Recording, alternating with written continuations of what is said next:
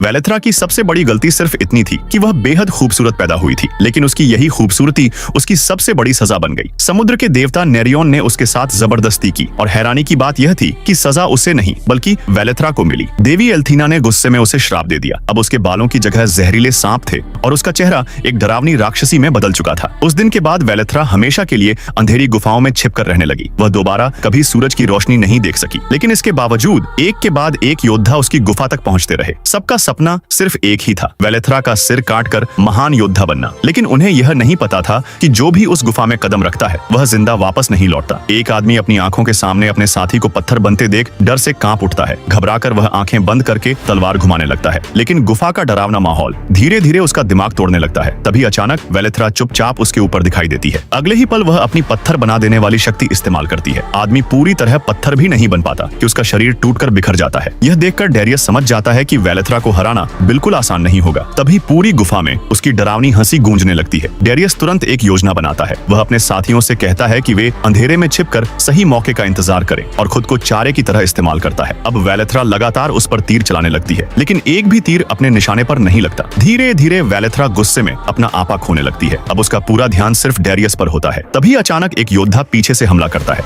और वेलेथरा के सांपों जैसे बाल काट देता है। लेकिन अगले ही पल वेलेथरा अपनी विशाल पूंछ से उसे जकड़ लेती है। वह जोर से चीखती है और उसे पत्थर बनाने की कोशिश करती है, लेकिन हैरानी की बात यह थी कि उसकी शक्ति उस आदमी पर असर ही नहीं करती। वेलेथरा समझ नहीं पाती कि आखिर ऐसा कैसे हो सकता है। तभी वह आदमी जोर जोर से हंसने लगता है। फिर वह अपने सीने पर चमकता हुआ नीला दिल दिखाता है। असल में वह खुद की कुर्बानी देकर बाकी लोगों को मौका देना चाहता था। अगले ही पल एक जोरदार धमाका होता है। उस विस्फोट की ताकत से डेरियस दूर जाकर गिर पड़ता है। जमीन पर गिरते हुए उसकी नजर अपनी ढाल पर पड़ती है। ढाल आईने की तरह चमक रही होती है। तभी उसके दिमाग में एक आइडिया आता है, लेकिन वह हमला कर पाता उससे पहले वेलेथरा धीरे धीरे उसकी तरफ बढ़ने लगती है। उसी समय ऊपर खड़ा एक योद्धा छलांग लगा देता है। वह अपनी कटार से पत्थर का बड़ा खंभा काट देता है। गिरता हुआ खंभा कुछ देर के लिए वेलेथरा को रोक देता है। उस योद्धा ने अपनी जान देकर डेरियस के लिए मौका बना दिया था। अपने सभी साथियों को खत्म होते देखकर डेरियस गुस्से से भर उठता है। अब उसके अंदर सिर्फ बदला लेने की आग बची होती है, लेकिन वह जानता था कि वेलेथरा की आंखों में सीधे देखना मतलब मौत को बुलाना है। इसीलिए वह अपनी चमकती ढाल में